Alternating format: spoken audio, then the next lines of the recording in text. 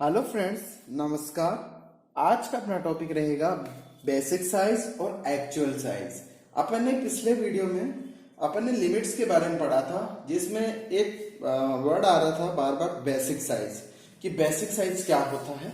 उसी को आज अपन यहाँ पे डिस्क्राइब करेंगे कि बेसिक साइज होता क्या है। तो दोस्तों, आप यहाँ पे बोर्ड पे देख रहे हैं कि मैंने आपके सामने दो टॉपिक रखे हैं, बेसिक साइज और एक्चुअल साइज। दोनों देखने में बिल्कुल सेम दिख रहे हैं। आपको कंफ्यूजिंग भी हो सकती है, पर ज्यादा कंफ्यूज अभी मैं आपको दूर कर दूंगा कि इसमें कोई ज्यादा डिफरेंट नहीं है, बस सिंपल सा फंडा है आपको इसको समझने का। बेसिक साइज पहला है अपना बेसिक साइज। बेसिक साइज क्या होता है? बेसिक साइज को बोलते हैं हिंदी में मूल साइज। मूल साइज यानी जो जिसका एकदम मूल रहने वाला है, यानी मूल से जुड़ा हुआ साइज, यानी उसका जो साइज होना ही चाहिए वो ही साइज उसका बेसिक साइज कहलाता है।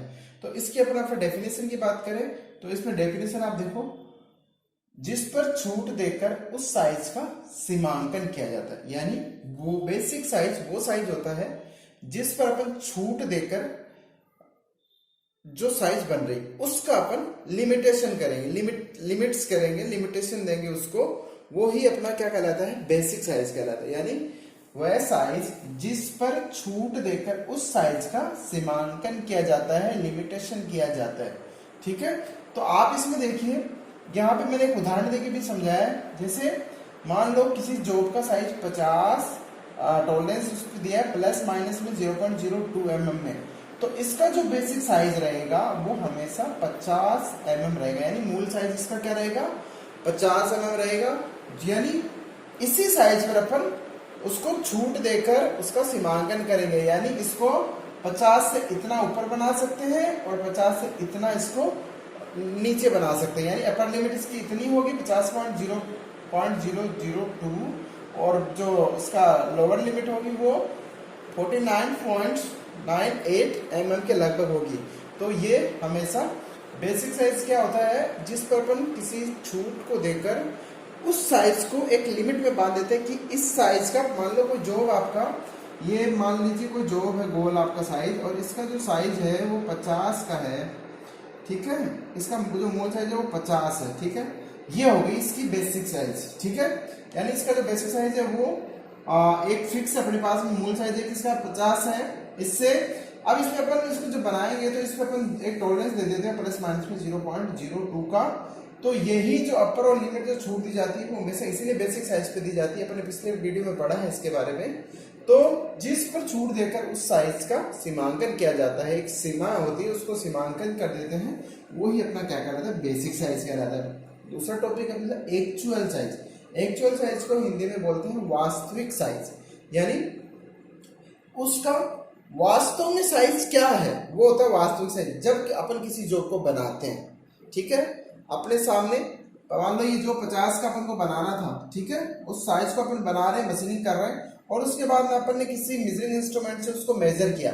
मेजर करने पर हमें जो साइज मिलता है वो उसका वास्तविक साइज कहलाता है। ठीक है, किसी जो मान लो आपके सामने एक कोई जॉब था जिसका डाया 60 था। ठीक है, 60 mm था। ठीक है, 60 था, तो आपको इसको मशीनिंग करके आपने इसको 50 का बना दिया।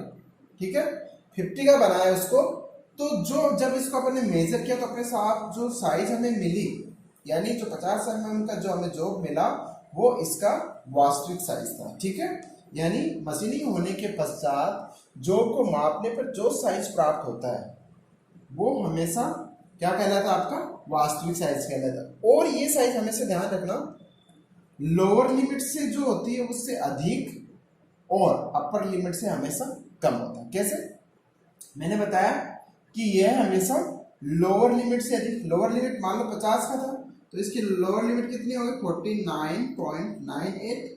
तो ठीक था ना, 50, तो वास्तविक से 50 था, तो इससे अधिक हो गया। अब इसकी और अपर लिमिट से कम होता है। अपर लिमिट कितनी होगी? 50.02। इससे कम यानी 50 है, तो ये कम होता है। तो इस तरह इसका मतलब वास्तविक साइज अपन को मिल सकता है। यानी जब मशीनिंग होने के पश्चात जब अपन जॉब को मापते हैं, मेजर करते हैं, तो हमें जो साइज मिलता है वो हमेशा अपना वास्तविक साइज कहलाता है। और ये हमेशा लोअर लिमिट से अधिक रहता है तथा अपर लिमिट से कम होता है। ठीक है, अगर मान लो ये जो अगर लोअर लिमिट से और ज्यादा कम होगा, मान लो इसका साइज 48 हो गया और अपर लिमिट में ये 50.03 या 4 है, तो ये जॉब आपका रिजेक्शन की श्रेणी में आ जाएगा। ठीक है, तो अपन को इसी लिमिट्स का ध्यान रखते हुए अपन ये दो टॉपिक अपन यूज करते हैं, बेसिक साइज और एक्चुअल साइज। ठीक है, बेसिक साइज जिसमें अपन छूट देकर उस साइज का सीमांकन कर देते हैं, जिससे 50 है उसका बेसिक साइज, उसमें प्लस माइनस 0.02 की छूट दे दी। ठीक है, तो उसमें जो बेसिक साइज था वो 50 था। और एक्चुअल साइज जब मशीनिंग करते हैं, जॉब पे ऑपरेशन करते हैं, उसके बाद अपन जॉब को मेजर करते हैं, जो हमें साइज प्राप्त होता है वो अपना एक्चुअल साइज कहलाता है। और ये हमेशा लोअर लिमिट से तो अधिक होता है और अपर लिमिट से हमेशा कम होता है। ठीक है, तो जॉब को लिमिट्स तथा फिट्स में निर्धारित करने के लिए हमारे सामने कई सिस्टम्स होते हैं, जैसे ISO सिस्टम होता है, इंडियन स्टैंडर्ड ऑर्गेनाइजेशन जिसको बोलते हैं, BSS होता है, BSS ब्रिटिश स्टैंडर्ड सिस्टम होता है, फिर होता है एक BIS जिसको बोलते हैं अपन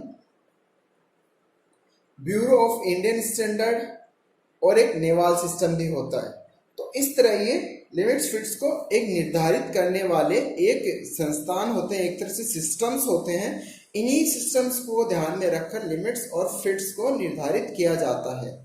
ठीक है, जब अपने यहाँ देश में कौन सा सबसे ज्यादा चलता है, अपने यहाँ पे BIS चलता है, ब्यूरो ऑफ इंडियन स्टैंडर्ड, यानी इंडिया में हमेशा BIS के अंतर्गत काम किया जाता है, bureau of Indian standard system के अंतर्गत इस पे काम किया जाता है।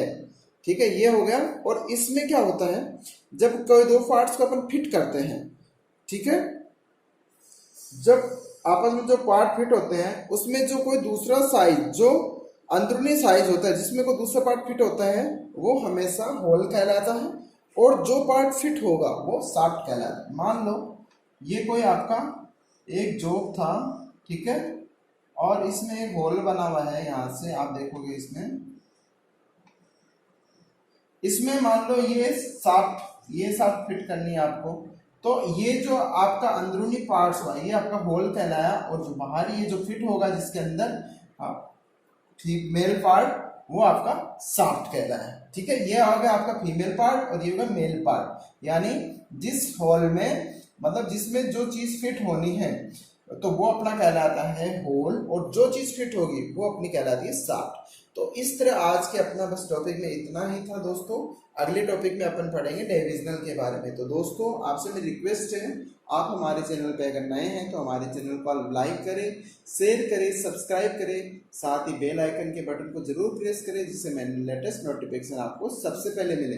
दोस्तों आपका जो लाइक और जो शेयर करते हैं मेरे वीडियो, इसी से मुझे वीडियो बनाने में मोटिवेशन मिलता है। तो आपसे रिक्वेस्ट है मेरी, आप मेरे वीडियो को ज़्यादा से ज़्यादा शेयर, लाइक और सब्सक्राइब करें। मिलते हैं अगले वीडियो में, तब तक के लिए धन्यवाद।